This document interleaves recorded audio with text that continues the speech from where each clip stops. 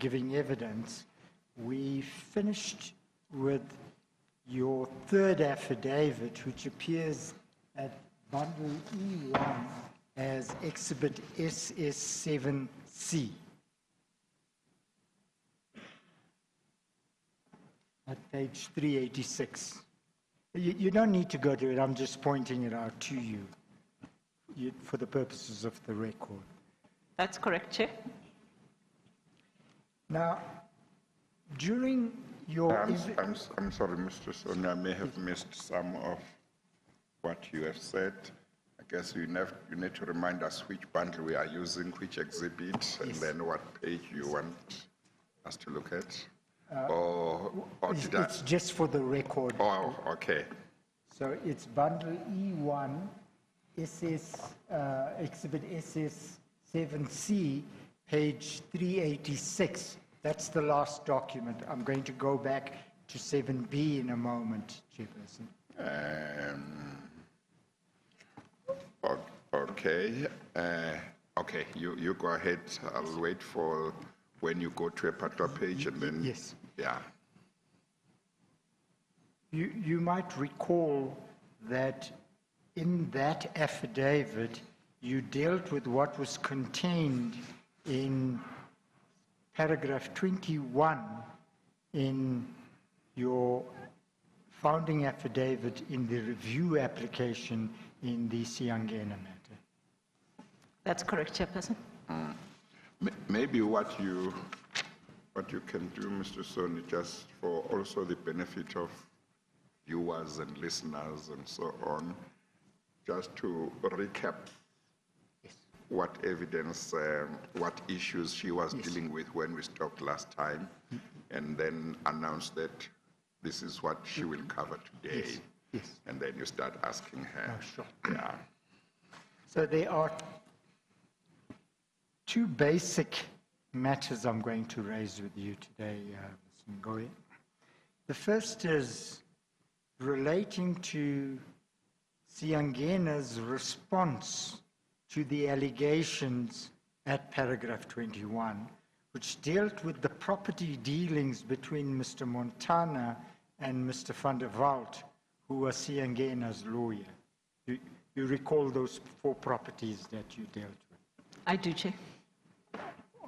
I know you didn't have anything to do with the opposing affidavit, but because it's an opposing affidavit to your founding affidavit, I just want to place it on record through you.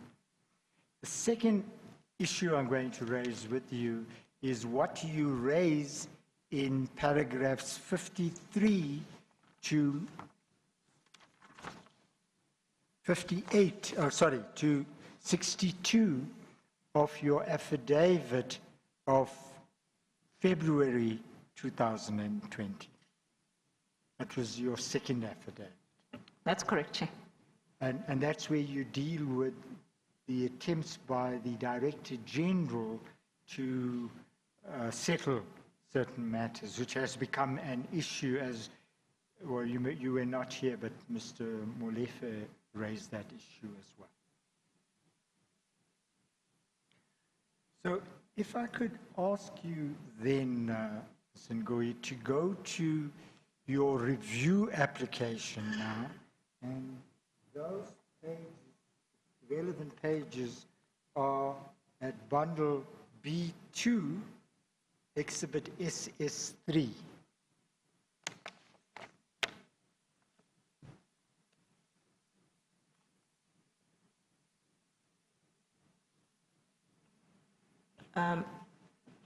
Chairperson, I've got here bundle B, SS3, court applications continued. That's the one. Is this the one? Yes. Okay. So if you just went to page 401, I just want to alert you to the document that we are talking about. Sorry, it's page 400 rather than 401.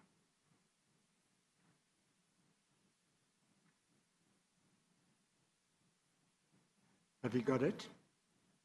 I've got it, Chair. Now, Just remember to once again mention or identify what the document is and in regard to what matter with reference to the case number and the parties. so this is case number 14332 of 2018 in the Gauteng Division of the High Court, and it's a matter between PROSA and Siangena Technologies. You remember this matter? I do, Chair. Now, just for orientation's sake again, you will recall, what is this application about? This application, Chair, has been brought by PRASA to set aside the contract that was concluded between PRASA, asking the court to review and set aside the contract that has been concluded by PRASA at the time that, you know, the whole deals were entered into. It involved a number of contracts, subcontracts relating to, you know, the tenders, so to speak, that PRASA had concluded with the company Siangena. And so following the investigations that were conducted by the board, it was felt that it was necessary to review the contract and set it aside. Now,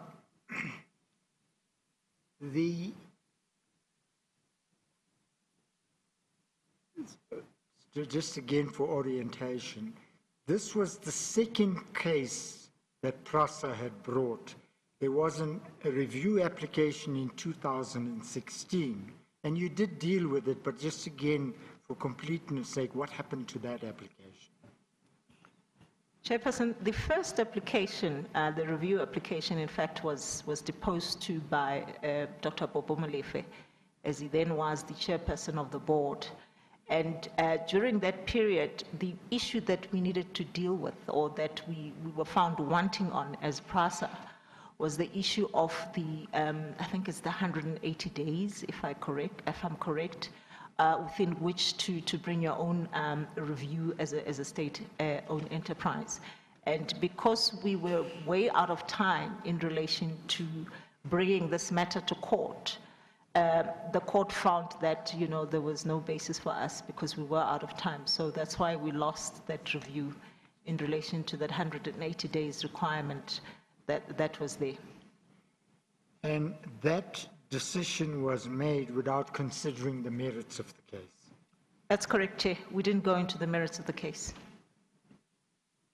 As a result of a decision of the Constitutional Court in the Gijima matter, the technical point fell away, and you're now entitled to persuade the court to hear your review application. That's correct, Chair. The Gijima case, obviously, you know, decided on the basis that legality was important more than the 180-day time frame that was required. So it was on that basis we believed, as an organization, that we needed to take the matter up again and bring it to court. That's why we have the second review, which I have then deposed to, because at the time, Dr. Molefe had already left PRASA. And just again, for completeness' sake, this is the matter that's going to be heard, I think, on the 19th of August this year. Is that correct? That's correct, Chair. Now, in your... You can keep your mic on, Ms. Ngoya. Okay. Thank you, Chair. In your founding affidavit, you raise a number of concerns which we've been through about the propriety of the process and the lawfulness of the process. But in paragraph 29 in particular, as paragraph 21, you dealt with the question of property dealings between Mr. Montana and Mr. van der Walt. You recall that? I do recall, Chair. Now, in the opposing affidavit, as it is called, which starts at page 400, Siangena opposes the whole application, the whole review application. Is that That's correct, Chair.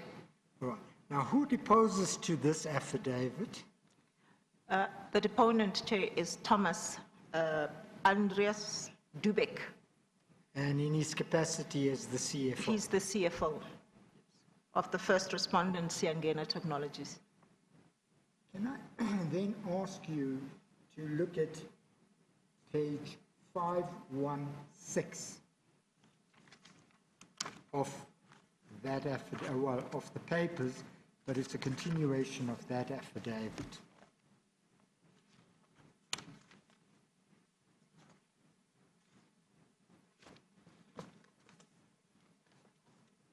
Now, in this part of the affidavit, Mr. Dubek deals generally with the allegation that the property dealings between Mr. Montana and Mr. van der Walt in some way taints the award of the contract to Siangena. I know that, Chair. And I just want to place on record what their position is in regard to the broad allegations you make. Can I ask you to look at paragraph 176 in regard to how the property dealings started? Could you read that into the record? At paragraph 176 of the affidavit, Chair, it reads, during Siangena's involvement in ISAM's phase 1, Montana and Ferreira had a discussion in regard to Ferreira's other business interests, which inter alia related to investments in immovable property and construction. Okay, who is Mr. Well, we know who Mr. Montana is. That's the former CEO of PRASA, Group CEO of PRASA. Is that correct? That's correct, Chair. And Mr. Ferreira? Mr. Ferreira was the attorney involved in the transaction. No, Mr. van der Walt was. Oh, sorry, Mr. van der Walt was the attorney. I can't remember, Mr. Ferreira. Just remind me, Chair, please, Counsel. Well, was not Mr. Ferreira on the board or a representative Of Siangena. Siangena? Yes. And was he not the person who wrote a letter in June 2014 before the 2.5 billion rand contract was concluded? That's correct, Chair. I recall. There's too many of these people, Chair. You will pardon me. Okay.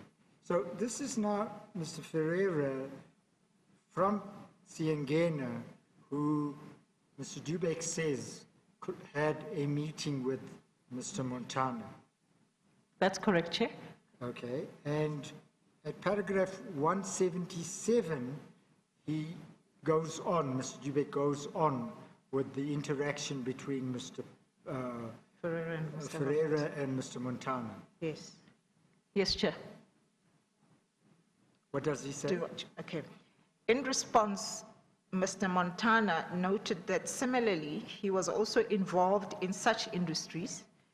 Montana inquired as to whom Ferreira used to assist him in this regard, as he was always on the lookout to improve his team, and in particular, was looking for a good lawyer.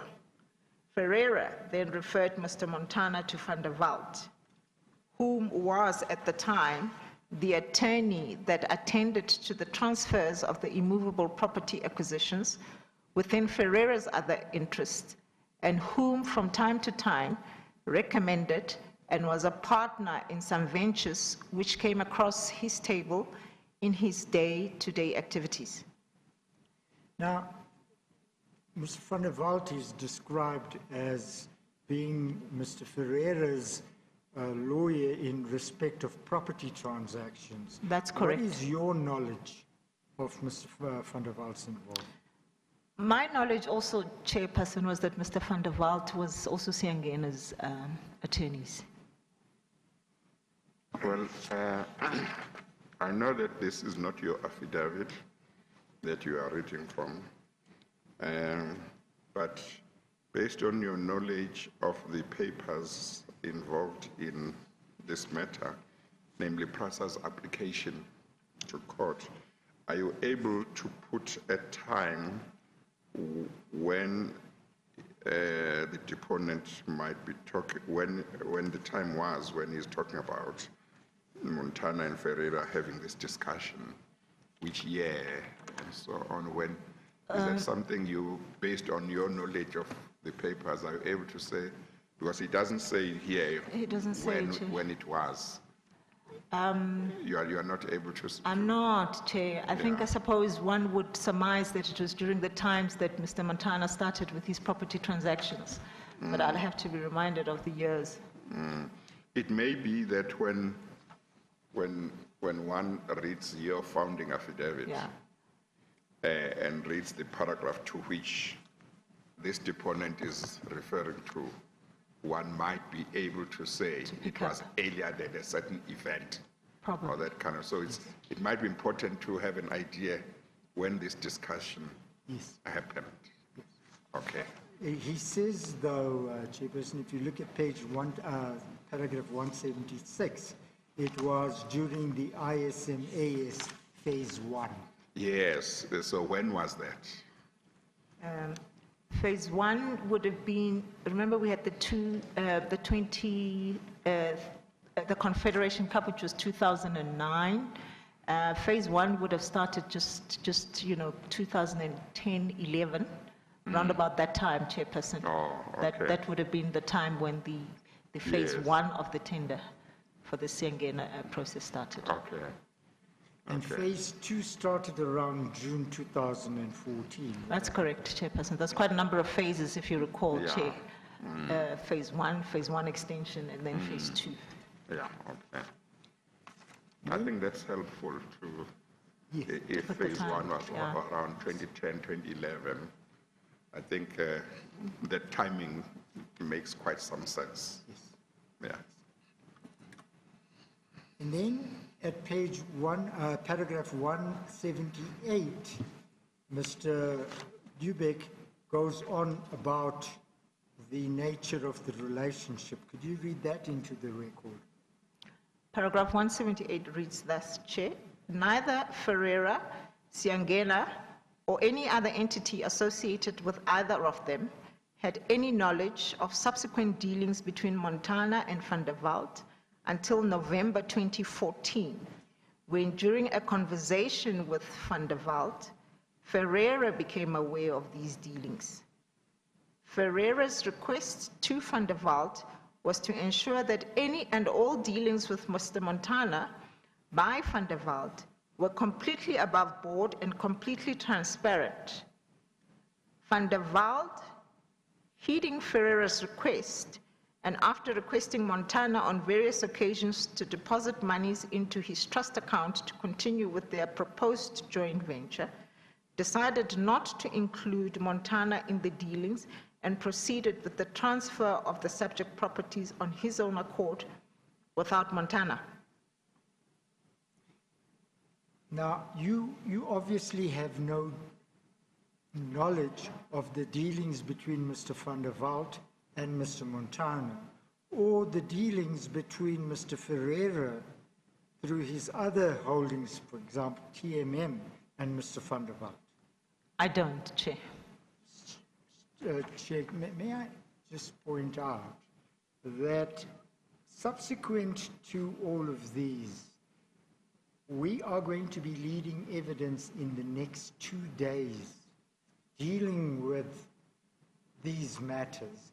And I merely wanted to place Siangena's response in context so that when you look at that evidence, you will know what the real facts are as emerge from documentary evidence, not from the say-so of this witness.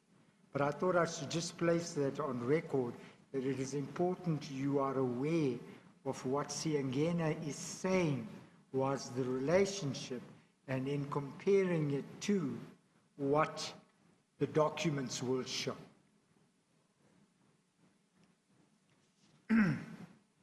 And then if you go on to if you go on to paragraph 180, What does he say then, Mr. Dubek? He says, what is more, what the nature and extent of the dealing were between Van der Walt and Montana is completely unknown to Siangena and or any person, particularly Ferreira, related to it. All right. Then, if you look at paragraph 185, what does he say? Paragraph 185 says, the striking absence of primary factual allegations to this effect in the founding affidavit is telling. PRASA is challenged to produce primary admissible facts in relation to the unsubstantiated contentions leveled against Siangena in this regard. That is what, Chairperson, you will be asked to assess after we've led that evidence.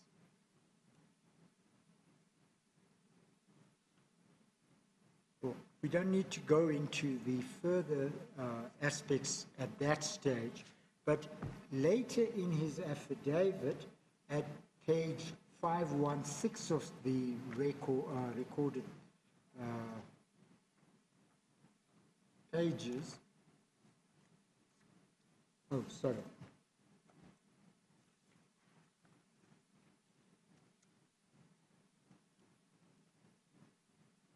Page 604, if you could go to it, please.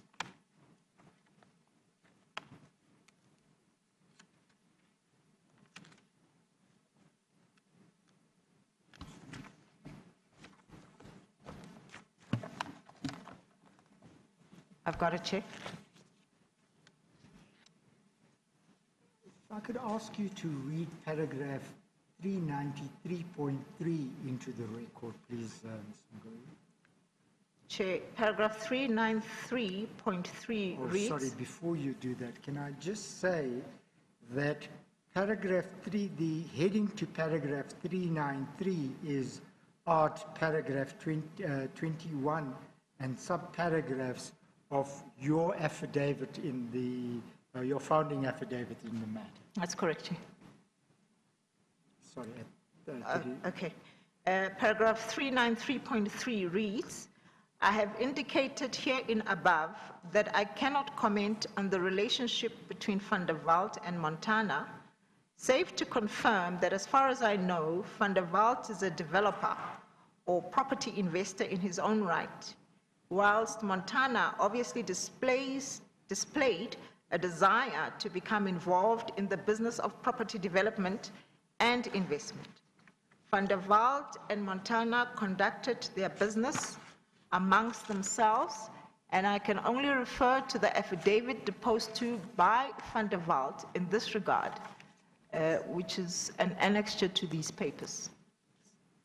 Then can you look at paragraph on the following page, which is page 605, paragraph 393.7. 393.7. Yes. That's just lower down on that page. Yes, I've got it, Chair. It reads, there is no allegation that Siangena paid Van der Walt any benefit to use any of the alleged transaction with Montana.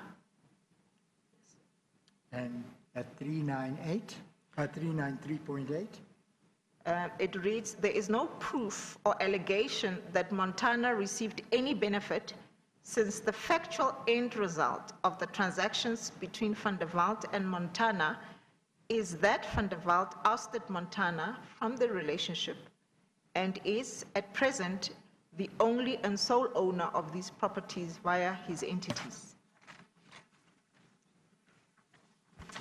And then in 3.3.8.1, Chair, it reads, nowhere in Ngoya's affidavit is one single fact which could imply or indicate that Siangena is linked to any benefit actually or even potentially received by Montana.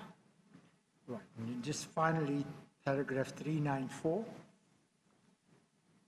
Paragraph 394, as a consequence of the aforesaid, I submit that Ngoya failed to establish any grounds on which a court can realistically rely to assume any undue benefits from Siangena to Montana.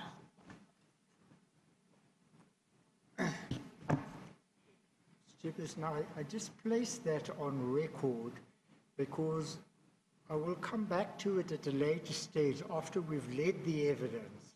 And obviously after Siangena, Mr. Ferreira, and hopefully Mr. van der Walt will respond to what is said in allegations that have already been presented to them.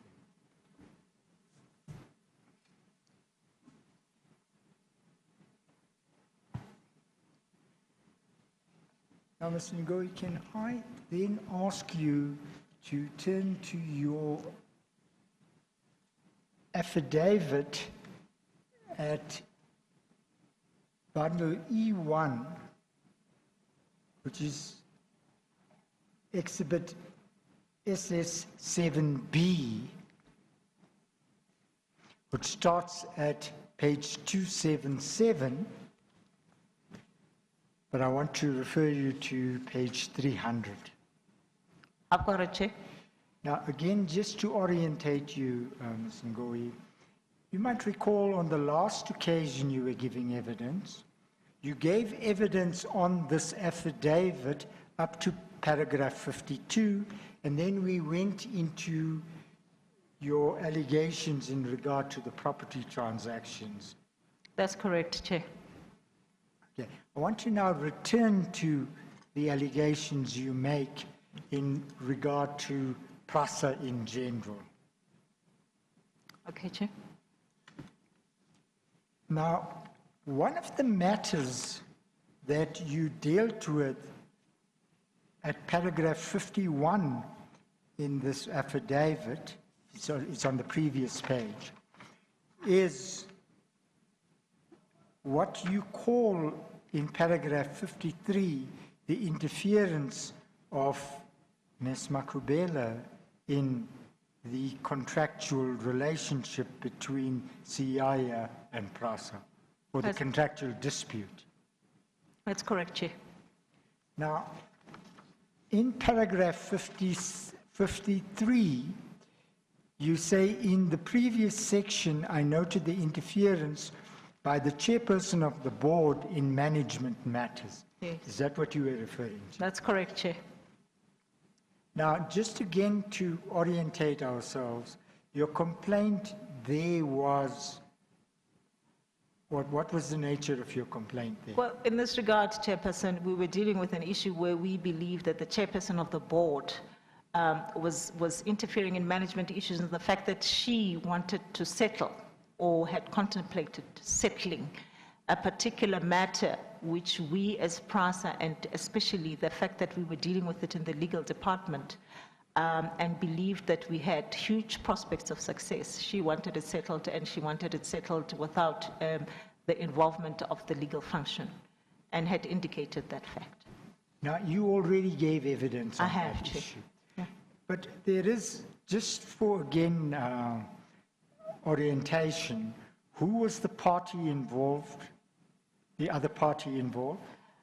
This particular transaction, Chair, which the chairperson of the board at the time sought to settle, was Siaya. And you'll recall, Chairperson, Siaya is the company where Mr. Mackenzie Mabunda was involved. And it's one of those which was under the S banner of companies, I think that's what's called, S companies. And the amount involved in, it was an arbitration, a series of matters that had been referred to arbitration. That's correct, Chair. There was about 5 of them that had been referred to arbitration. And what was the total amount involved? Roughly, it was about 58, Chair. With interest, it came to about 60 that we had to go fight in court. Now, one of the things that always strikes me is, in one of the matters you dealt with on the previous occasion, where Ms. Makubela says, given PRASA's financial dealings every year, what is 60 million rand? Yeah. Was that not her attitude? It was her attitude, Chairperson.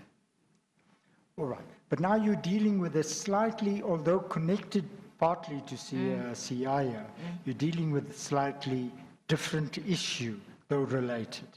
Yes, Chair. Now, you refer in this to a meeting, if you look at paragraph 54, held on the 25th of April 2019. That's correct, Chair. And, well, first let me ask you, were you present at that meeting? I wasn't invited to this meeting, Chairperson. But that means you were not present. I was there, Chair. Yes, I wasn't present. But you have subsequently been given a copy of the minutes of that meeting. Yes, correct. I received a copy of the minutes from the acting group CFO of PRASA, Ms. Tobeka Mahlati at the time. We'll get to the circumstances in which that came to your notice. But what was the meeting about in general? Chairperson, this meeting was about various matters. In fact, the meeting was called by the DG, the Director General of the Department of Transport, Mr. Shabisa, let me get his surname, Chair, what was his name? Mr. Chris Shabisa was the DG of the Department of Transport. He had called this meeting, Chairperson, because apparently various suppliers of PRASA had complained to the department about PRASA litigating and, necessarily, and had suggested that their matters be settled, and therefore had referred these matters to the department and requested the department's intervention in the settlement of these matters. Now, you can't vouch for the correctness of the minutes because you were not at the meeting. That's correct, But Chair. all we have are the minutes. That's correct, Chair. I don't want us to go through the whole minutes, but the minutes appear at page 367.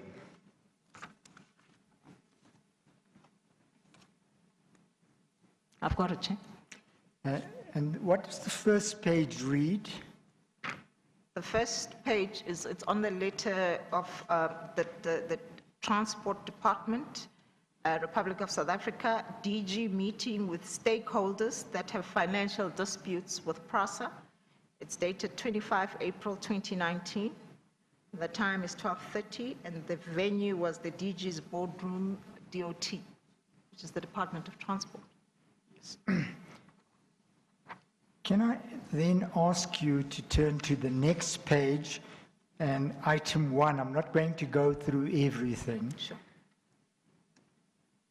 Sorry, you know how many matters were discussed at this meeting?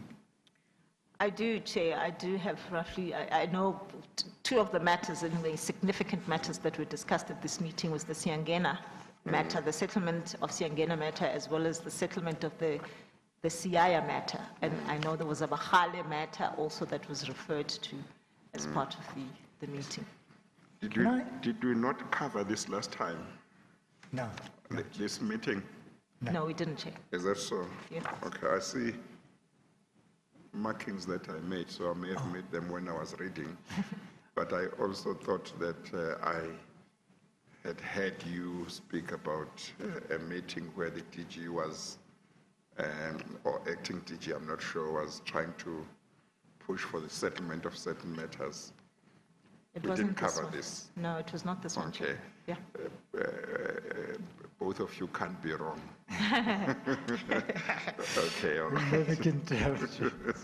But my note on my file tells me that we hadn't. Okay, covered this. okay.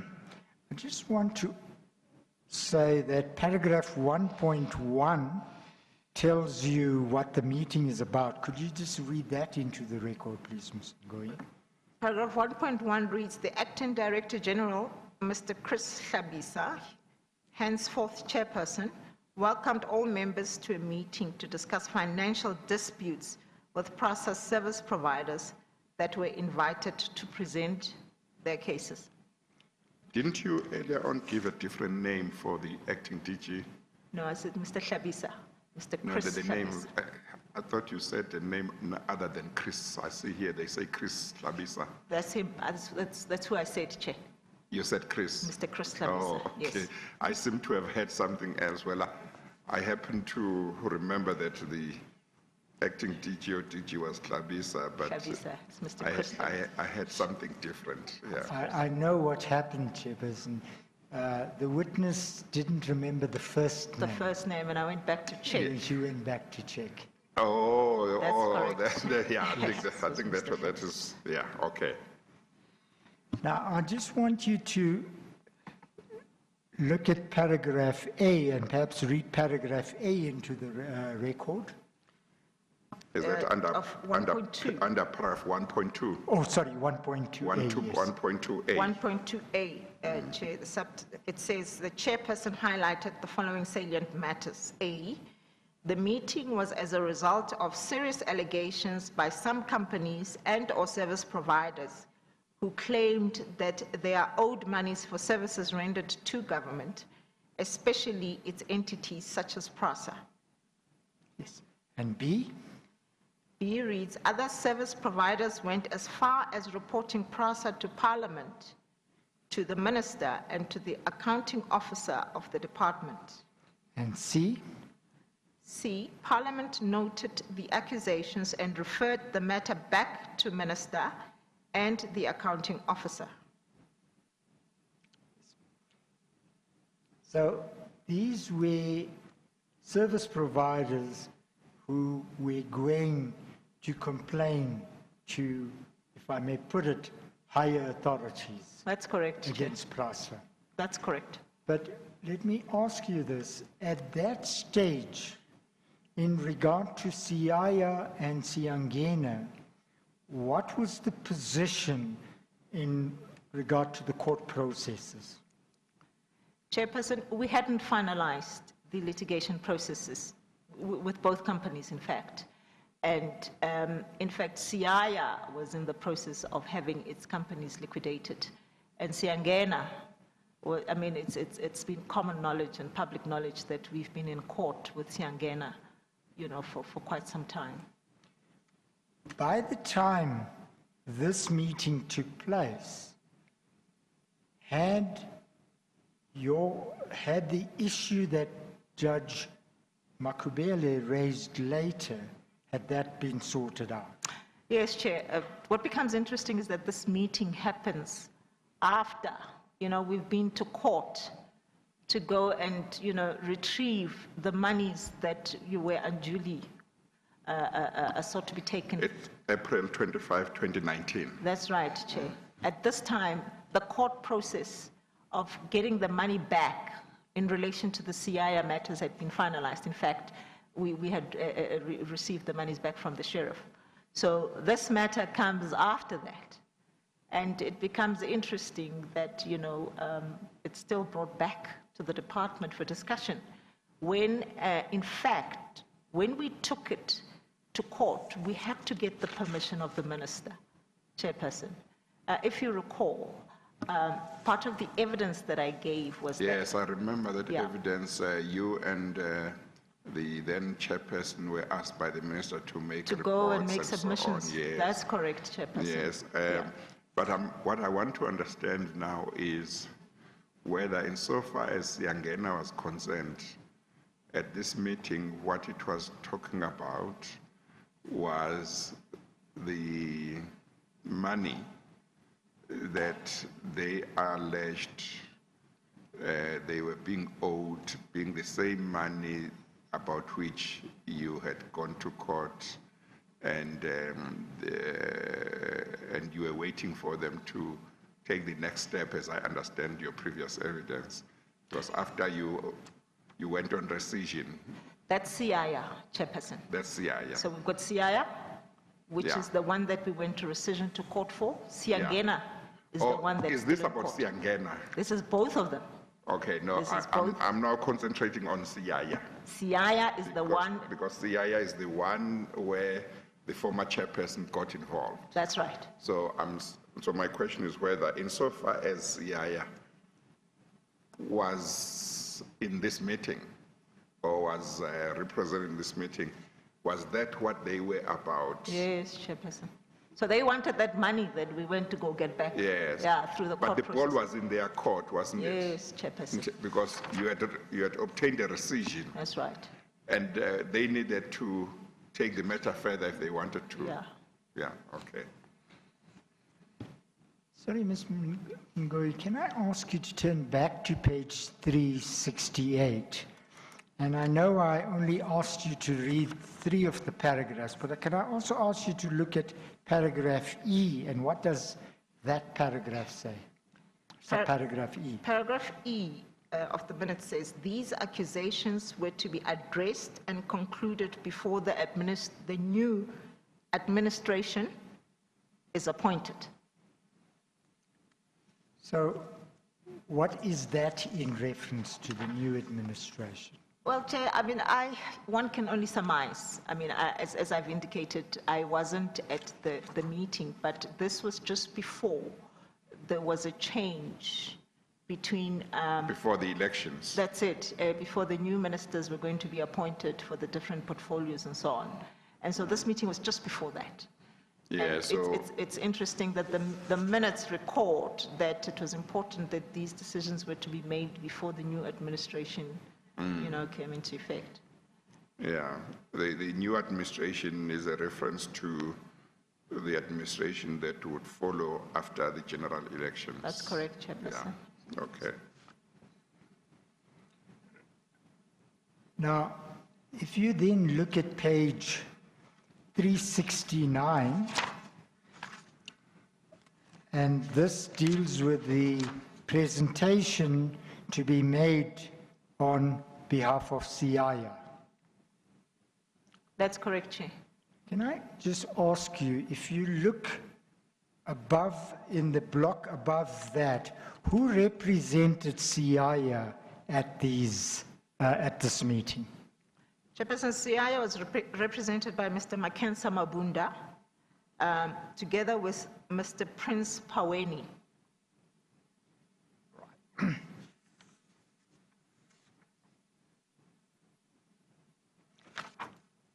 Then we don't need to look at the discussions. I'd just like you to turn to page 371 and look at the decision that was taken in relation to the CIA matter. It's at page 371, paragraph 3.1.9. Yes, Chair, I've got it. It reads at A, it reads, the DOT will intervene to address the litigation issues and see if government was not unnecessarily losing money through this process. CIA, DBI, to assist the panel, this is B, by availing itself when requested to clarify additional facts in their submission should any of the submitted information be unclear. Can I just ask you to look at the top of that page, and in regard to the amount that CIA said was owing to it, what figure is set out? Chairperson, in paragraph C of the minute, what I'm reading here, it says the total litigation amount by CIA DB was 111 million 641 and 219 rand and 18 cents. This amount is made up of capital expenditure of 82 million 978 and 39 and 84 cents, plus interest of 28 million 663 1,179 and 34 cents. Now, 2 years ago, what was the amount that was the settlement amount? It was interesting, Chairperson, because we're talking about the figure of about 60 million, 58, 60 million. So it's gone up now. In this meeting, we're talking 87 million, so it's interesting. But now it's plus interest. I mean, 82 million plus interest, it's about 111 million. It's almost double the amount that was initially the amount in dispute. Anyways, the Department of Transport was then to engage with PRASA and the contractors. That's correct. But Chairperson, may I say this? I find it very interesting that this matter was dealt with in this manner. This matter was not coming to the department for the first time, the CII matter. As I indicated, Chairperson, when the minister at the time took office, Minister Bladen Zimande, we brought this matter to him because we didn't know where to go, as I indicated previously in my evidence. And we raised this matter with him to say, Minister, we need your help. Can you please assist us in recovering this money for PRASA? It becomes interesting that the very same department that, had knowledge of this meeting, of this matter, and of the reports that we had given, is dealing with it again as though it's a new matter and they didn't know about it.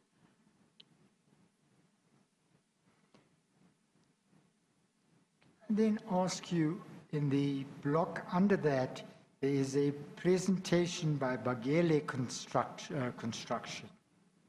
It's Bagale Sorry. Construction. Yes, Chair. Yes. Did you know anything about that? I don't want you to go into any Yeah. details. I knew about the Bagale matter. Chairperson, this was one of the matters that we were dealing with as the legal function within PRASA. We were once again in dispute with Bagale. It started a while ago. It was a 2010 matter that related to the consultancy agreement that we had. And it's interesting also, if I may, Chairperson, to indicate that, in fact, not so long ago, PRASA was successful in this matter, where Bagale was claiming about 36 million rands from PRASA, that the matter was finally decided through an arbitration process, and we were successful and defeated Bagale in the matter. And yet, the indication was, if what was being contemplated, the matter would have been settled with PRASA paying something or the other at least. That's correct, Chairperson. Before CII approached the acting DG, as a result of which the acting DG called this meeting, had there been any time after the court proceedings in which PRASA was involved to get the money from the sheriff? Was there a time when CII came back to PRASA and say, let's talk about this matter?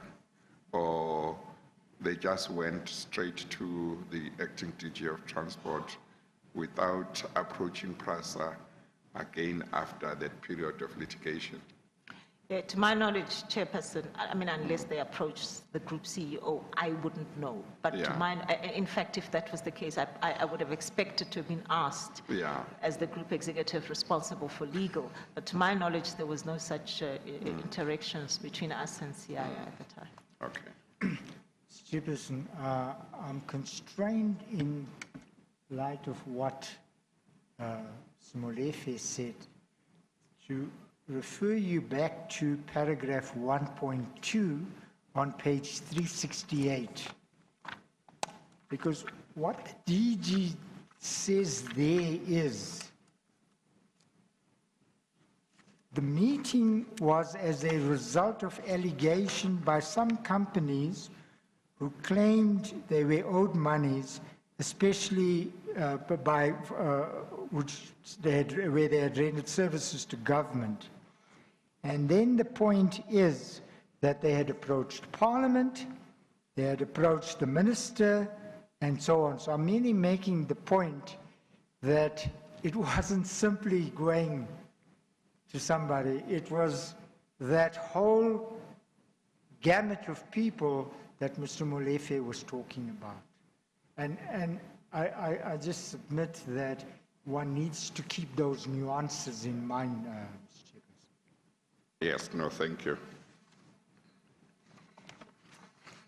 All right, then, Mr. Ngoyi, if you could look at paragraph, page 375. This is the third presentation, and the presentation is now made by Siangena. That's correct, Chairperson. If I could ask you to go back to page 369 and just indicate who made the presentation on behalf of Mr. Siangena, yes. You'll see it in the top Siangena, block. Yes, under 2.3 of the minute, Chairperson, it says, Mr. P.S. Reddy, MD, Siangena Technologies, and Mr. Tom Dubek, CFO, Siangena Technologies. And obviously, Chairperson, I've just read the opposing affidavit that was deposed to by Mr. Dubek himself. Yes.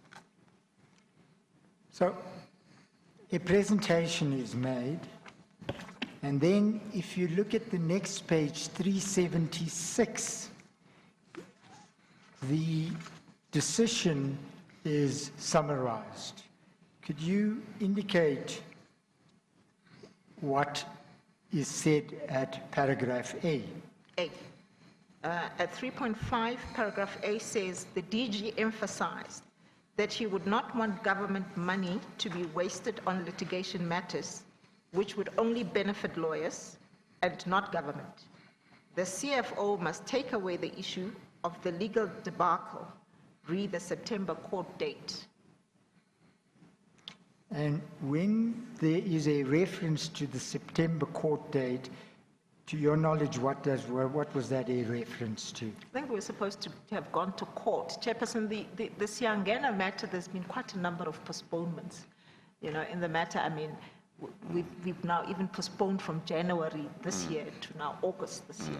So it obviously would have been a date where we were supposed to have gone to court with Siangena. So it was supposed to have gone to court in September last year. That's correct, Chairperson. And what seems to be the plan is to take it away from the hands of the court That's right. and leave it in the hands of the department. That's correct, Chairperson. And the same Mr. Dubek, who says you don't have a case, Yeah, is the person who goes with this request. that's correct, Chairperson. And then, Ms. Ngoyi, if you could just read paragraph 3, because it now comes back to you. The DG asks the PRASA CFO to do certain things. Sorry, which paragraph, Council? Paragraph 335B. B. B reads, Chair, the DG requested the process CFO to check the submissions that are going to be emailed and to scribe and verify the amounts that are owed to them. Second bullet point says the CFO should settle the claims as soon as PRASA had verified that they had a legitimate claim. Yes.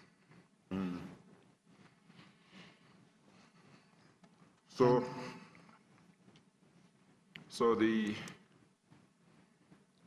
acting DG is effectively saying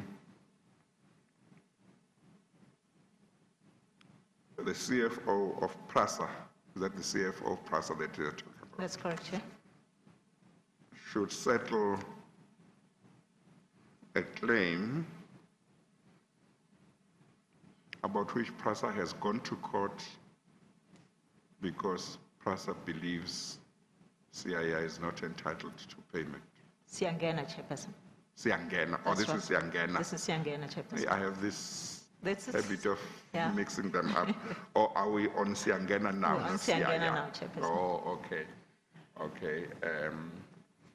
I'm reorientating myself from Siangena to from CII to Siangena. Siabangena, remember you said Siabangena the last I time. know. Chairperson. Yeah.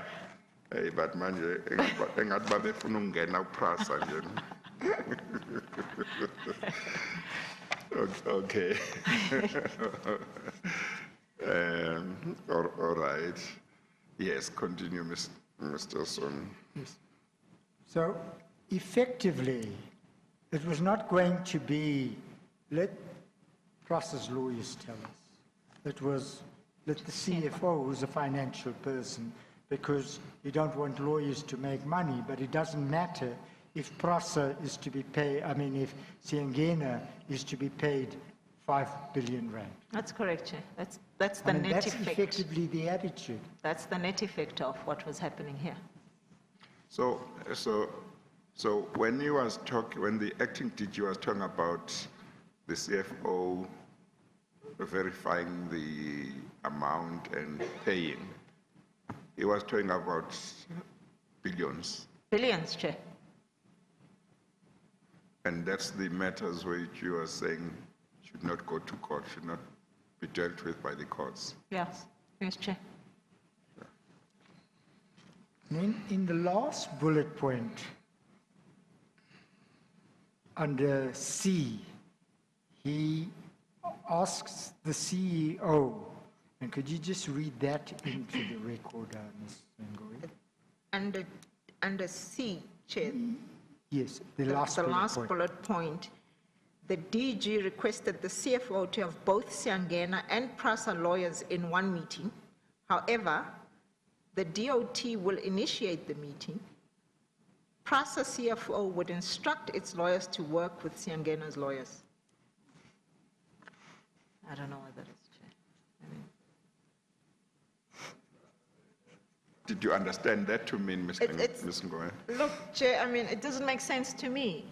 You know, first and foremost, I'm the Group Executive Legal Risk and Compliance in the matter. I don't get invited to this meeting, and then they're giving instructions to the CFO, who's not, you know, dealing with these matters on a daily basis, and they're instructing the CFO to then get the lawyers of PRASA and the lawyers of Siangena together. The whole thing, to me, just doesn't make sense. I don't know. So if one goes back to the evidence you gave last time, you have a situation where after the chairperson got involved, well, I know that the chairperson, from what you said, was really interested in the CIA matter. That's correct, not yes. in other matters. That's right. But you said in regard to her and in regard to the CIA matters, after she got involved as chairperson of the board, your department, you and Mr. excluded. Dingiswayo, got sidelined. That's correct, Chairperson. And you said that Mr. Mukhashwa, who was Diallo PRASA's Mukhashwa's attorney, That's correct. told, I think, Mr. Dingiswayo that the chairperson had said he should not deal with Yes. you He's barred from dealing with the legal department. in regard to the CIA claims. That's correct, Chairperson. So here now you are It's a talking Siangena. about Siangena, but there too, you are saying yeah. that the acting DG of the Department of Transport, which is responsible for TRASA, calls a meeting at which claims allegedly owed by PRASA to various parties will be discussed, but the legal department is excluded. That's correct, Chair. And yet they'll be talking about whether those matters should be settled or not. That's correct, Chair. Yes. I mean, I think, Chair, if I may, the whole thing, look, I suppose, you know, some things are designed. That's my view. They are designed, and the one thing that always comes to mind is that I would have obviously raised a lot of objections at that meeting to having these discussions. You know, and I guess they didn't want that. First and foremost, CIA was in liquidation. One would say, where's the liquidator? Because Mr. Mackenzie Mabunda, you've got no authority to be here. Yes. Those are things that the CFO nor Yeah. the group CEO of PRASA would not have known to raise, you know. But once again, you know, it's that thing that says that that legal department is problematic. In fact, they should just be kept out of these things. Well, it is also like even with regard to CIA, that when the settlement was entered into, it was not just the liquidators Yeah. who were represented, it was people who actually had no locus standi That's because right. the liquidators take control of a company That's once it's correct. in liquidation. Yeah, But the claims were being settled by the lawyers. elsewhere. with people, with lawyers acting for those people. Yeah, yes, correct. It goes to the conduct of those lawyers as well, in my Yes, opinion, Chairperson. yes, Because yes. honestly, I mean, if you have to look at it, you really Yes. can't be conducting yourself in that manner. Yeah. Also in the legal profession, it's just you know, not acceptable. Yeah. Yes, Mr. Song. As you please, Chairperson. May I ask you, Ms. Ngoyi, you didn't know about this meeting I didn't know, Chair, as I indicated. I before wasn't it in- took place? That's correct, Chairperson. Now, and obviously you were not at the meeting. How did you come to know about the meeting?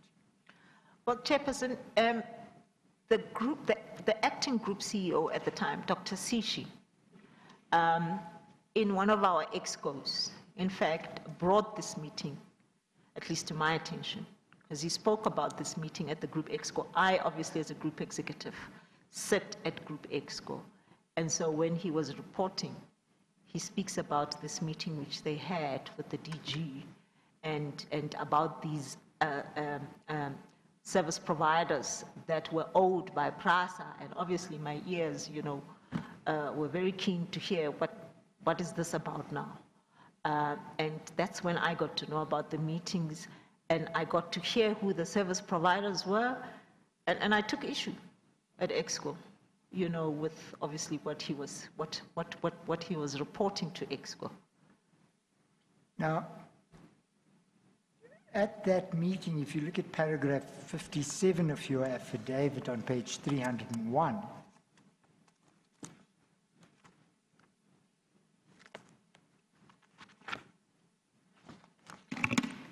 you make the point that at the meeting, he alluded to the possible settlement of these matters. That's correct, Chairperson.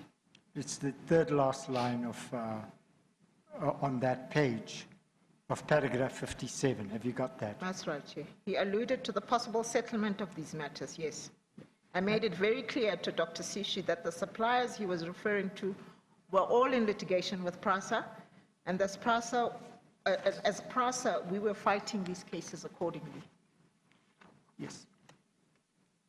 Then, if you look at the next page, sorry, perhaps you should read that in because it gives context to how he reacted. I also indicated that as the legal function and having consulted extensively with business on the various matters, we believed that PRASA's prospects of success were good, as evidence in the CI rescission matter, which had saved PRASA some 60 million rands, which had been attached by CIA. So if you could stop there for a moment. Clearly your attitude as expressed here and at the meeting was that we can't settle these matters. We've got good cases. We have a right to do this. What was his attitude? And you then deal with it in the rest of that paragraph.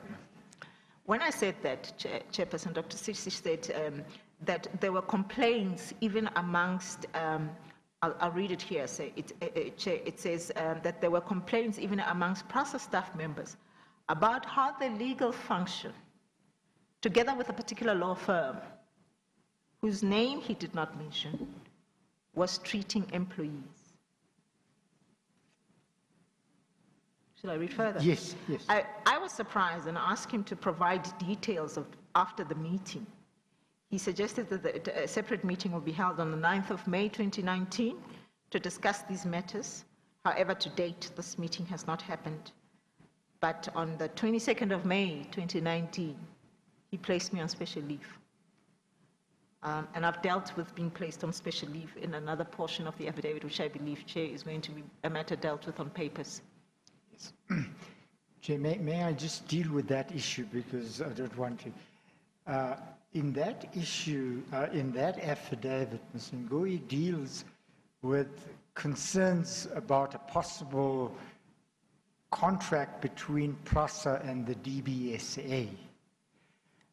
Ms. Kwayama at the end of last week, filed a 100-page response to that, and it would not be fair to Ms. Ngoyi to deal with that matter, and we thought we would excise it for now and possibly deal with it on the papers, or if it becomes necessary, but certainly it shouldn't occupy us now because it's a completely separate matter. Okay, no, that's fine.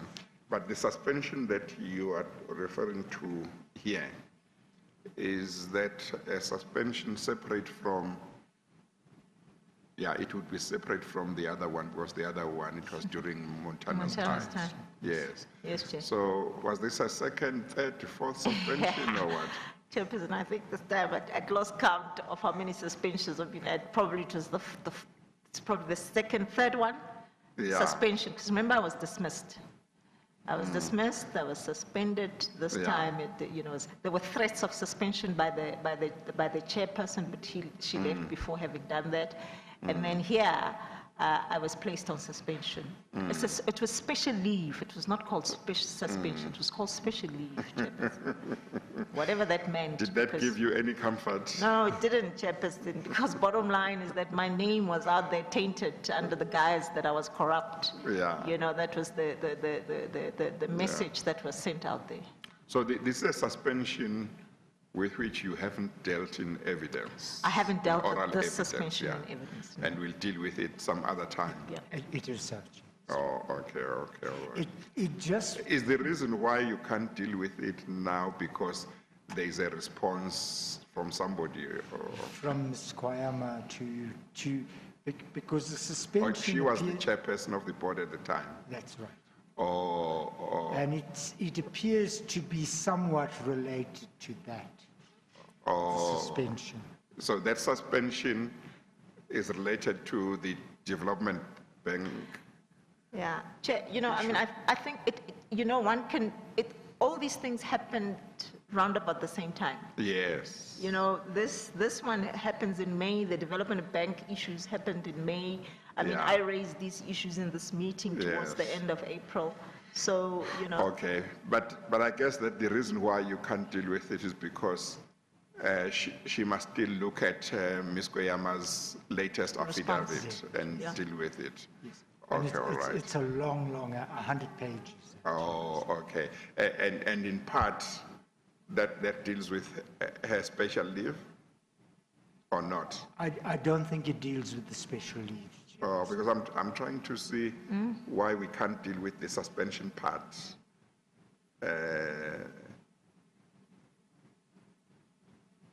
Or the suspension. When this the story won't be affidavit, complete.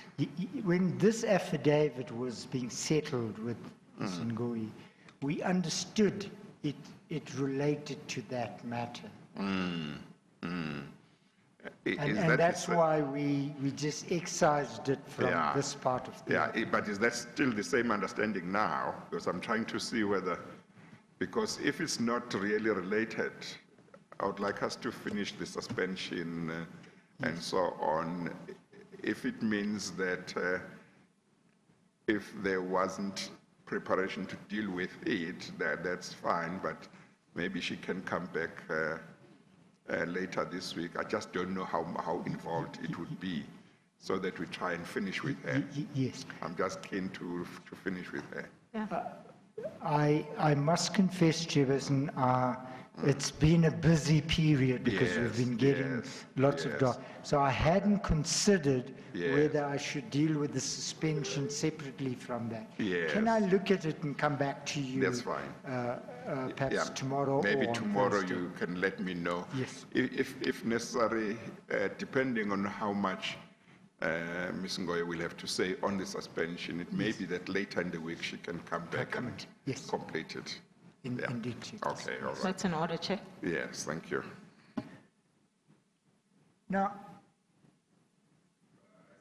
But I do see that the affidavit, the suspension is already dealt with in an affidavit that you already have. Yes. that's the That's with the DBSA commission. That's Yes. right, Chair. Yeah, so the affidavit is there. It's a question of going through it and reflecting. It's not like a statement must still be taken. No, yeah.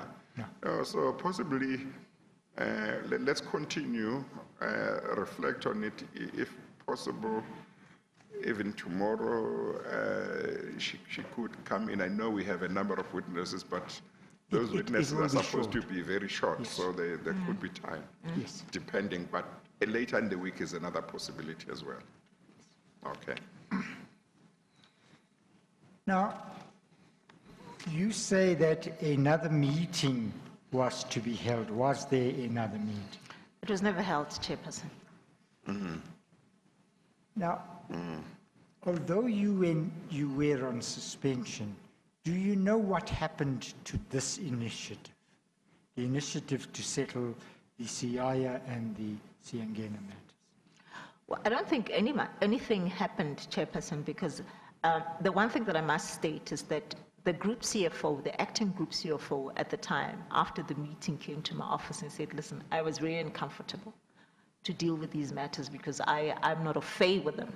And unless you, as the group executive of legal, are involved in all these matters, I'm not willing, to continue with these matters.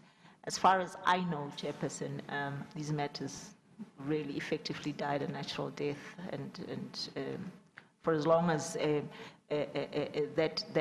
group CEO, acting group CEO, was around at the time. So I don't think anything happened of it. But coming back to what the acting DG said at the meeting, he says that there were complaints even amongst PRASA staff members about how legal function, together with a particular law firm, was treating employees. Was he talking about from a human resources point of view, or was he talking about the fact that you would advise that this ought not to be done and you couldn't proceed with this contract and so on? Chairperson, I mean, as the legal function, we've been under siege ever since Dr. Bobo Molefe initiated the investigation process in PRASA. And unfortunately, the role that we play within the organization, I guess everybody assumed that we were the enemy, in dealing with the matters. Our role was to deal with the matters as they happened. And obviously, we were not necessarily involved in the investigations per se, because they were run by the board. But when it came to litigation and disciplinary matters, the legal function was quite involved. And if you recall, Chairperson, the second affidavit of Siangena was deposed to by me. Now I'm a colleague, and I sit with these colleagues within EXCO, and clearly people complained about me, and they took it that I did what I did in my capacity as Mathangoe, and not in my capacity as the Group Executive Legal, Risk and Compliance on behalf of PRASA. So a lot of people, because they found themselves to be found wanting as a result of these investigations and the outcome thereof, then took issue with me personally and reported me. At one instance, 2 of my colleagues reported me to the chairperson, to the Judge Makubela, Chairperson Makubela. And that too became such an issue within the organization that I didn't even have authority, to deal with these matters on behalf of PRASA. So, all these investigations and all these litigations that required us as a legal function to deal with stood as a negative effect with the organization. And I guess the powers that be also, would use this when they found us being a nuisance of some sort in relation to matters which they wanted to deal with. So they would bring it back, ever so often as to how, the legal function has conducted itself. And I guess for me, Chairperson, the law firm that was referred to by Dr. Sishi there, for me, could only be one law firm, and that was the Worksman's law firm. I think I've been accused of many things as far as the Worksman's law firm is concerned. And when I step back and think about it, I think, when the board decided to appoint the law firm, I wasn't even there. I was on suspension, but they forget about that. But because it had to deal with a legal firm, Mathangoye is involved, and therefore. So, I mean, I must say, I guess I was state enemy number one in PRASA as far as these matters were concerned. And that's why I think he felt boldened to bring this up, because I guess he just also probably felt that these matters needed to be dealt with in a particular way, and we were being difficult. This is the group CEO at the time. Well, you know, the evidence of how the legal department at PRASA was being dealt with, the evidence you are giving and the evidence you gave last time as to how the legal department was being treated, yourself and Mr. Dingiswa and so on, you know, resonates in some way, and also how, according to Mr. Molefe, how he and his board were treated, resonates in some way with how Minister Nene and Minister Godan, Pravin Godan, as ministers of finance at different times, and how Mr. Fuzile as DG of Treasury, how they testified as to how National Treasury was being attacked, even by the executive at cabinet level, for standing for what is right and making sure that things are done properly. So when I listen to the evidence you are giving, and having had that evidence, I have to remember what they were saying about how, on their evidence, National Treasury was being dealt with and was being attacked, even by members within the cabinet. And they said even the former president was hostile to the National Treasury at a certain time. Of course, I've had evidence also of what happened according to certain IPED officials, how Mr. McBride, Mr. Kuba, and Mr. Sissoko, how they said while they were standing for what is right and refusing to do wrong, how they were suspended, and subjected to disciplinary actions. They had to go to court. They had to go to arbitrations. And so when I listen to all of this evidence, I have to remember what I've also heard from other departments which have got nothing to do with PRASA, but similar things happening there. And of course, I have to also remember evidence that I've had of senior officials at SAA. Dr. Dawa, I think, is one of them. Ms. Mshe was one of them. And there was Ms. Stemple, if I'm not mistaken.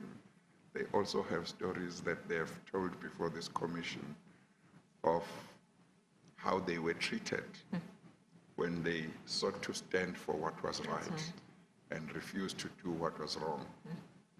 And how some of them were suspended for long periods without any disciplinary hearing. And ultimately, they were forced into a situation where they had to settle because they didn't have enough money to pay lawyers to fight for their rights. All of these things, they seem to create a pattern of what was happening. And it's all around about the same years, you know. Even with SAA, you're looking at around 2015, you know, 2016, 2017, but other things happening earlier on.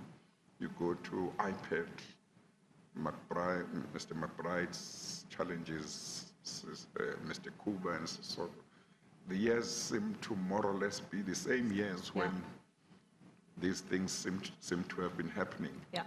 But also, Chair, I think what comes to my mind and what is troubling is the fact that in almost all instances, the people that behave in this manner are the people that say we are fighting corruption. And fighting corruption, we can unpack that to say, what is it that you're fighting? You are removing the people that you know are a nuisance and will stop you from doing what you want to do under the guise that you're fighting corruption. As I say, and I'm happy to deal with my special leave, Chairperson, I was painted and tainted as this corrupt official, only to be brought back to PRASA without even being charged, Chairperson. But when you go to Google, you look for Mafangoi, the first thing you find under Google is corruption and so on, allegations, which were never proven. Now, as an employee, I don't have the powers to go after the, to go to the media and say the board of PRASA together with the group CFO of PRASA have tainted me. I fight it internally and nothing gets done. In fact, they just disregard the issues that I have raised, even referring to the policies within the organization. It's been a nightmare, Chairperson, if one must say. But the reality is, I guess, if you believe in what you're doing, you will continue to do so. But it's not fair, and I must state it, that the manner in which some of us have been dealt with has really cost us a lot of, heartache. But we're there, and I guess for me, it's always been about the commuter, Chairperson. I always ask myself, why are you still at PRASA? And when I think about the plight of our people out there, is to say somewhere, somehow, maybe, some of us will remain to get this organization right for the sake of our people. Because nobody speaks for them. They are not an SAA.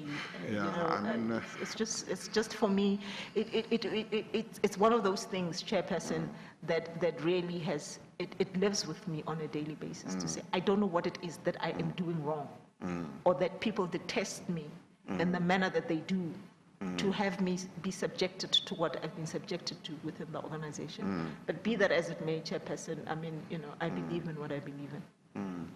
Well, of course, I shouldn't have not mentioned Themba Maseko. I should have mentioned Themba Maseko as well. Yes. Because his evidence was one of the first stories that the Commission had of how he was transferred from GCIS to another department.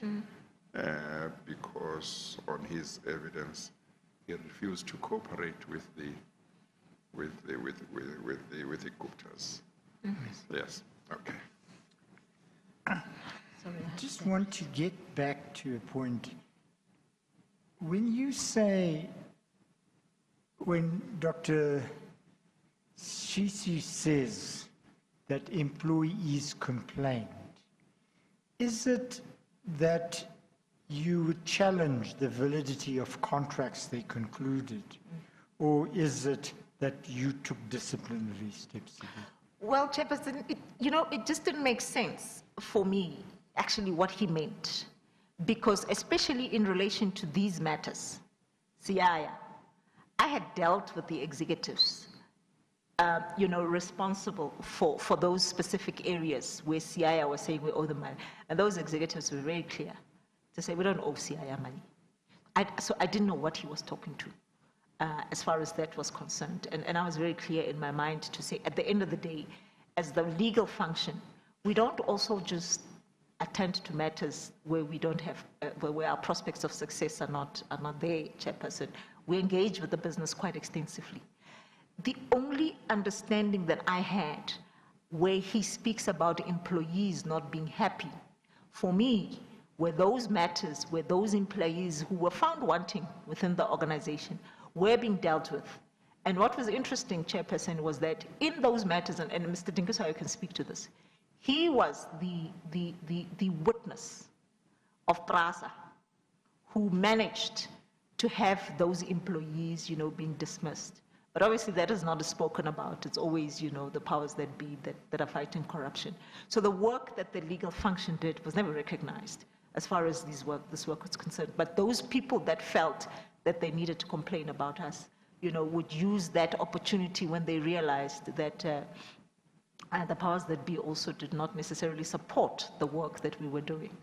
So if you unpack it, Chair, I just listened and I thought, okay, it's just one of those again, but be as it may. In your evidence on the previous occasion you were here, you made the point that if you look at the Siangena contract, many of the matters could not have been taking place if people had behaved properly. That's correct, Chair. I mean, you take Dr. Pungula, Yeah. Mr. Gancho, Yes. and a number of them whom you named on that occasion. Now, clearly, as I understood your evidence on the previous occasion, they seem to have an investment in the contract itself. That's correct, Chair. I mean, it was proven. Mr. Gancho is out of the organization today because it was found that in the Siangena matter, he benefited with a property in Durban. I wasn't there, you know, when these things were happening, but I mean, the fact that now it was the legal function that was running with these matters, it was the legal function that had a vendetta against Mr. Gancho. It's all those absurd things. So if they were legitimate, well, not legitimate, but if there were complaints that were made, it would have been employees of that ilk, if I can put it. It would, and also those, Chair, those that were still around, whose matters had not been finalized, because obviously some of the matters are still happening even now, you know, so they've not been finalized. But I guess that if Dr. Sishi thought there were proper grounds for any complaints by employees of PRASA against you, in that you had done something wrong, he would have had all the power to take action against you, wouldn't he? He would. Yeah, or to report you to the board or whatever. Yes, Chair. Did he ever do that? Well,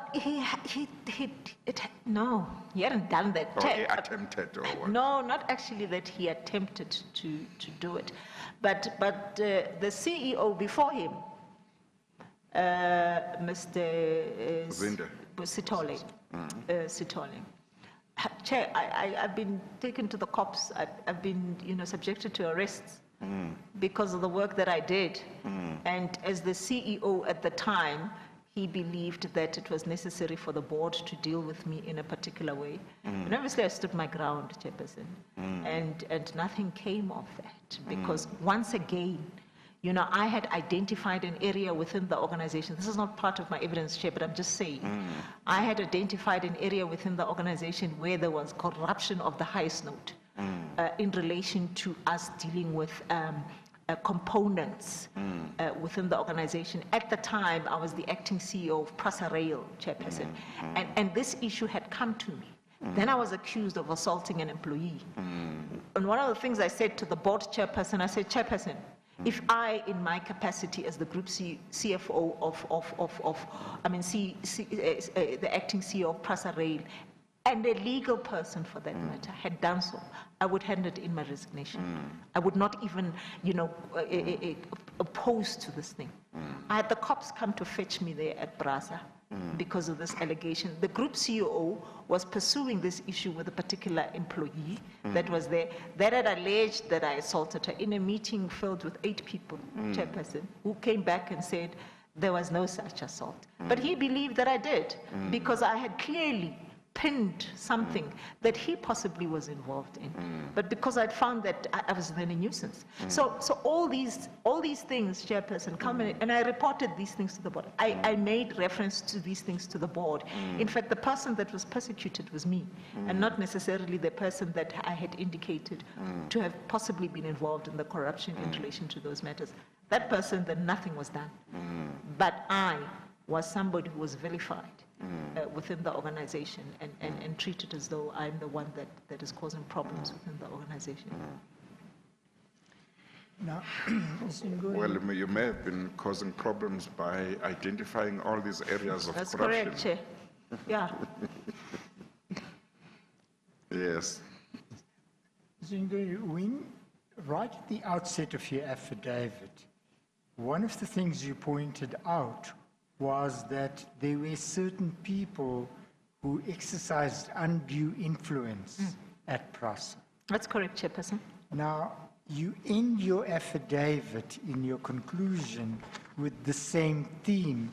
And can I just ask you to summarize what you say or what you said in the conclusion as contained in the affidavit?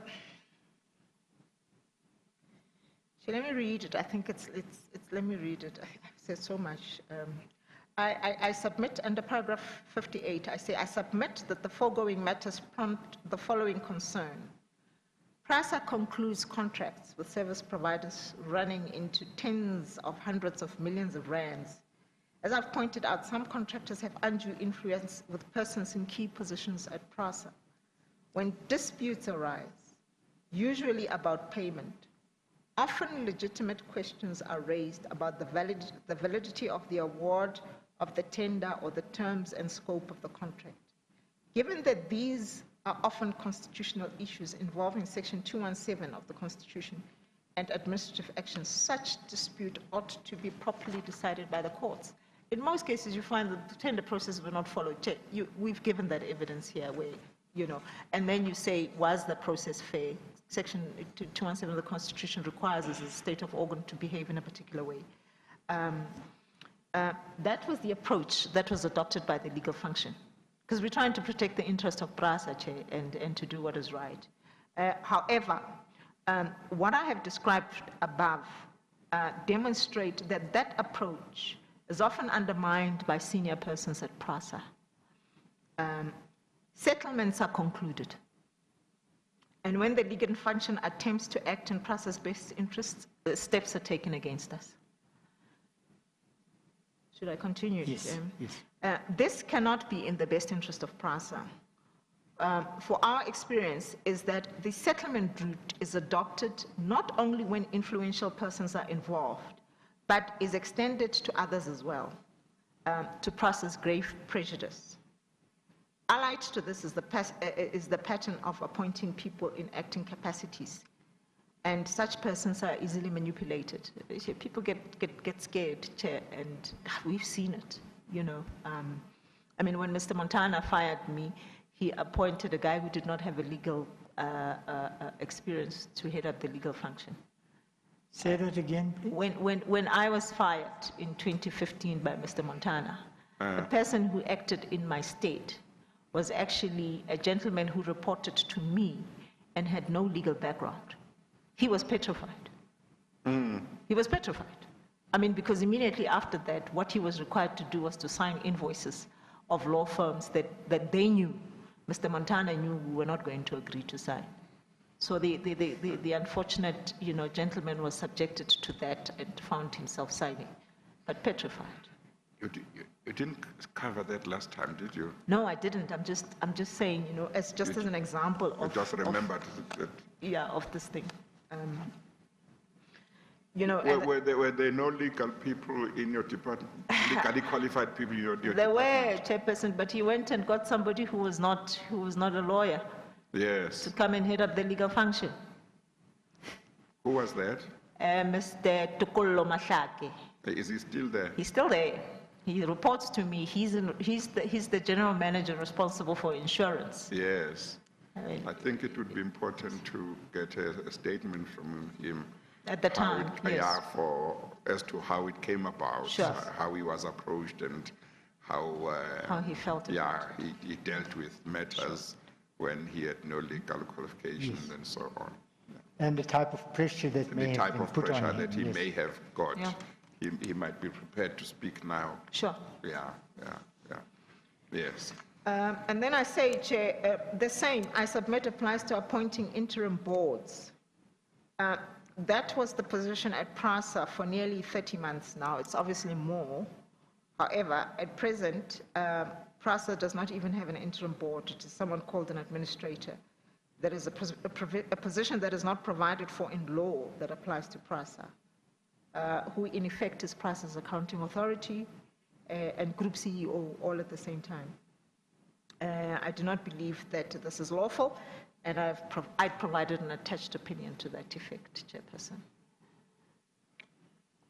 Now, concerning that, I just want to conclude it with that, Chairperson, because there has been, well, perhaps not a development, but I should place this on record. Hashtag Unite Behind have challenged the validity of the appointment of an administrator. They have, Chairperson. The matter is in the Cape Division, and it's before Judge Erasmus. And what is the position at the moment? Well, they're waiting for judgment, Chairperson. My understanding is that we're waiting for judgment. The matter's been argued, though. Yes, the matter has been argued. In fact, the judge had requested the parties to go and settle the matter, but I understand that there was no settlement reached, so one doesn't know where it is now. Mr. Chairperson, I have no further questions.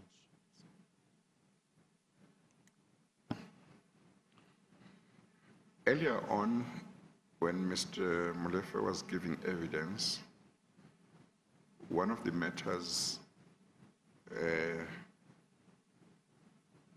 he talked about was the fact that it would appear, and of course he's outside of PRASA, so his knowledge might be limited. It would appear that, notwithstanding the fact that the contract between PRASA and Swifambo was declared invalid, not much seems to have been done since then to try and recover about 2.6 billion rand that had been paid. Do you know anything about what is happening, or whether there have been any steps that have been taken in the meantime? Yes, Chair. In fact, we are currently dealing with that matter. Mr. Mashaba brought obviously a liquidation application to have Swifambo Leasing and some of his companies. Liquidated? Yes, liquidated. He wanted it to be a voluntary liquidation. So we joined as PRASA and said, no, it can't be voluntary, it needs to be compulsory.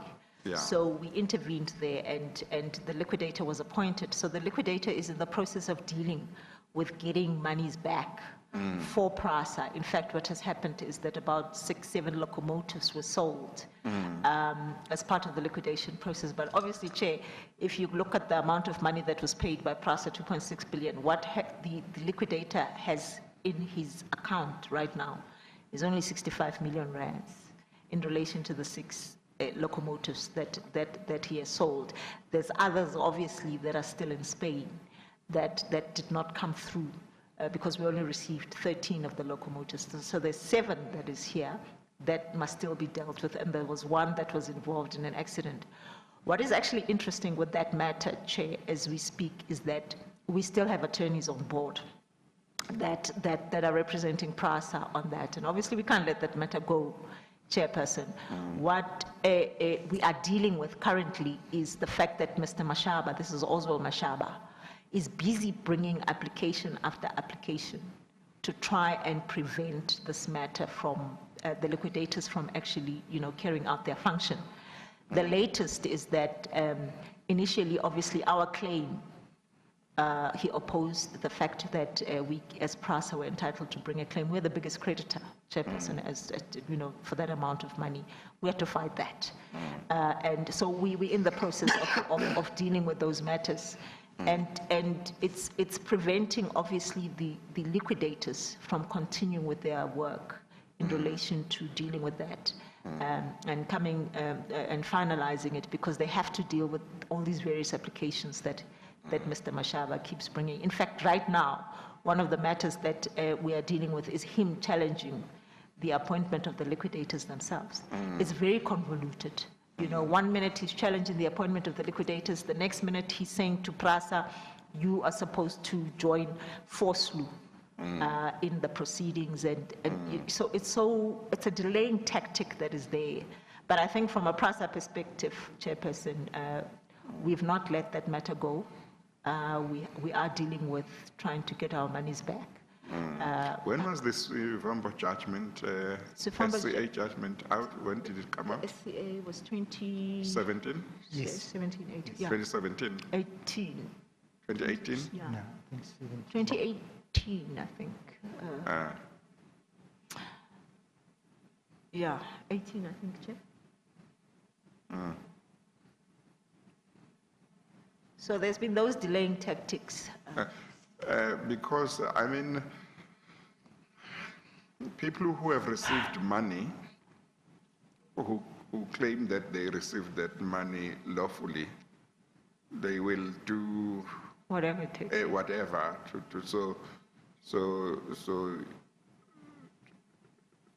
so PRASA has to really adopt a strategy that will match those Yes. delaying tactics. Yeah. Because otherwise, if it doesn't adopt a strategy that will be up to those challenges, Yes, it will find after some time that anyway there is no money. that's right, Chair.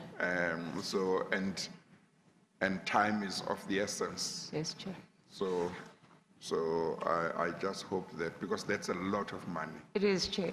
You know, I mean, we've had a challenge, Chair, and I'm sure you would have known, where our lawyers withdrew for non-payment issues, and it's a known fact that PRASA has struggled with finances, and one of the law firm that's dealing with this matter pulled out because their fees were not paid. But we've since managed to sort those issues out, and you know, we've made it clear that these are the matters that we can't afford not to deal with within PRASA. So there's a cage management process that's being dealt with also by our senior counsel, you know, with the liquidators, to ensure that all these, you know, little matters that are brought by Mashaba can be dealt with in one, so that we don't have to waste time. But, yeah, I guess, you know, your legal team, I'm sure, will apply their minds also Sure. to the question of to what extent must PRASA be confined to recovering these monies from Sifambo, which is being liquidated, Sure. as opposed to also looking at certain persons who may have been responsible in a criminal way Yes, Chair. for PRASA losing this money or taking this money. Yeah. Because otherwise you'll have a strategy where people will establish a company, a legal entity, to use it to do business, to do crime, and then when they get found out, they say, don't touch me. Go only to the company, and then they liquidate the company, but they have benefited That's right, from Chair. the money. Yeah. So you never get the money back Yeah. all the time, Yeah. because you limit yourself to the entity. So I'm sure that the legal team must look at all of those things, Yes, because this is a lot of money from the taxpayers. Sure, and we've been pushing the Hawks, Chairperson, to do their work as well, because it's been frustrating for so long, where the evidence has been there. And what is holding back, as you understand the position now? That was the other matter I was going to find out. Chairperson, you know, it's been so frustrating dealing with the Hawks, because they come back with the same issues all the time, and you just don't understand what they want. For me, the experience has been, you know, and it's with the greatest respect that one has, that we've, in certain instances, been given people where you can see, this... They're not up to the job. No, they're not up to it, Chairperson. Yeah. We've given information, and they come back and they say, we've not given information. But you see, the other issue that we found, at least as a legal function, to be problematic, is that since the Chairperson Popomalefe's board left, everybody that has subsequently come in has come in, and they have excluded the legal function when they deal with these matters. we were the ones that would go to the Hawks and we would know what Yes. documentation was given to the Hawks. Yes. So naturally, when we are not there, they'll tell whoever they tell who is meeting with them what they want. And they would not be, counted on the information that they're given. So those delays have been there within the organization, and they've been frustrating to say, we are there. You mean even during Ms. Koyama's Even during Ms. Koyama's board. the legal department was excluded? They went to meet the Hawks to the exclusion of the legal function. I mean, and when we met with the head, Hermione, and told her what we know, she was astounded, because she said in a meeting that she had with the board, it's like they didn't know what they were talking about. We said they wouldn't have known because they were not there. We don't understand why they left us out. Had the board consulted with you before going there to say, No. tell us what is the story? No, Chairperson. What we offered in all respects, if anything, was to say to the board, these were the investigations that were done.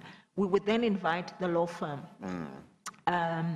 Worksmans, to come and give the board a summary of what had transpired, because obviously it's been a subject of a lot of interest to say what has happened. But what you found, Chairperson, is that as they met with the senior people within the Hawks, General Khanna, I remember they went to a meeting with General Khanna. We've met so many times with General Khanna, and we know what information General Khanna is settled with. But he, in that meeting, told the chairperson of the board that we had provided nothing, no information to the board, to them about the Sifambo and this Yangen. And they couldn't obviously countenance that because they were not there to say, no, but that's not true, that's not what we know. So when you find that these things are happening, what do, chairperson? You just suppose. So Leave it. at this stage, the PRASA is under an administrator. Instead of a CEO, there's an administrator. Are you able to communicate directly with the Hawks? Yes. To the highest level and say we are frustrated because we give information and then the next time people in the Hawks say we didn't give them the information, this thing has been going on for a long time. Do you have that freedom to communicate directly? Well, in fact, Chair, I've insisted that I be allowed to do that because it has been frustrating. And the administrator has arranged a process internally that he has given the head of the human capital, the executive responsible for HR within the organization, to be the person that deals directly with the Hawks. So if the Hawks want to talk to any of us, they would via through them. So I made it very clear that I'm not meeting with these people. I want the senior people within the Hawks because I've been here before. Yes, you know. And I met not so long ago, about last month, I think, Chairperson, I met with the Brigadier General Makinyana, who we had met with then when Dr. Popo Molefe was the chairperson. I said to him, but Dr. Makinyana, you can't come to me now.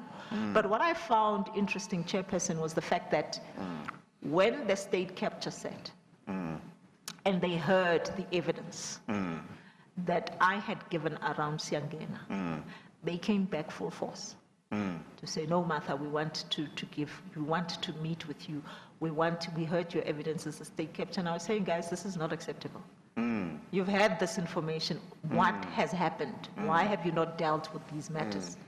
I mean, even last week, Friday, I had a meeting with Colonel Trollop. And I said to Colonel, I'm here to help. You know, I know the information. Should you need anything, let's talk. These things have been outstanding for a while. He's given one assurance that, you know, something will be done, but one must see it happen, Chairperson. You know, Mr. Soni,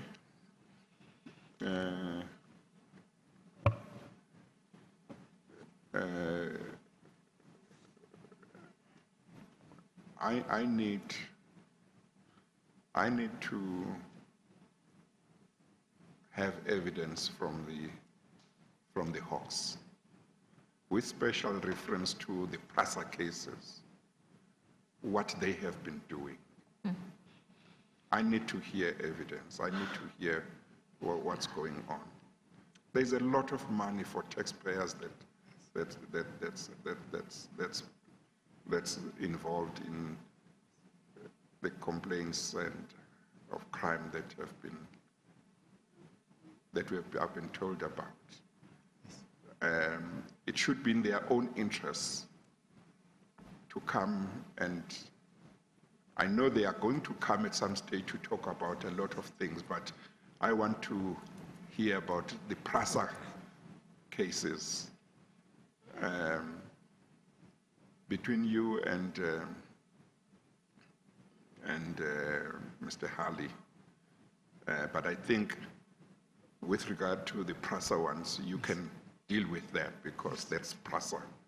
But you can talk to him in terms of whatever background might be happening. I need to hear, I need this whole thing to be cleared as to what is it that over the years they have done and what is it that they haven't done and why haven't they done what they need to do. If they make out a proper case, if there are some things that mustn't be heard publicly because they might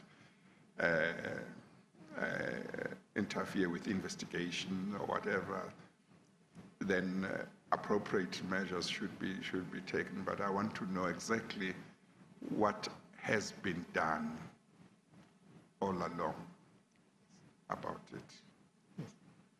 Okay, and Ms.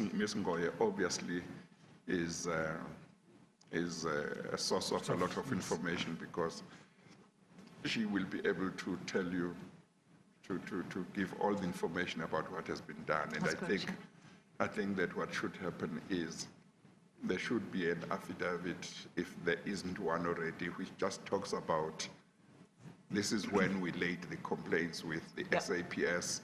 This is when the complaints were transferred to the Hawks. This is when we had contact with the Hawks for the first time. This is how many times we've met with them and gave them briefings. We can do that. Here is everything that they've asked for, and we've given them everything that they've ever asked for. Here is when they asked us again for something that we had given them the previous year. Here are the people who have been involved. We would be dealing with one person and then they get changed, and then we are dealing with another person who then asks us for the same thing. Let me get all of that. We'll do that, Chair. Yeah. We'll assist. Let's get all of that, because as the delays continue, cases get weakened. Yes. Yeah. You know, And money dissipates. yes, and money dissipates. Yeah. Okay, all right. So I'll get a report back at some stage on that. Chiefs, may I just place on record that the Swifambo judgment in the SCA was handed down on the 30th of November 2018. 2018. 2018, yes. Okay. Thank you, Councillor. Thank you. No, I think that's the question that those are the questions I wanted to ask. Otherwise, you have got nothing further. I've got nothing. Yes. Thank you very much, Ms. Ngoye. We appreciate that Thank you you, Chair. came. You might or might not come back, but you will continue to work with the Commission in regard to all investigations. Yes. Thank you very much. Will We do. will adjourn then, and we'll start at 10 tomorrow. As you please. We adjourn. All right.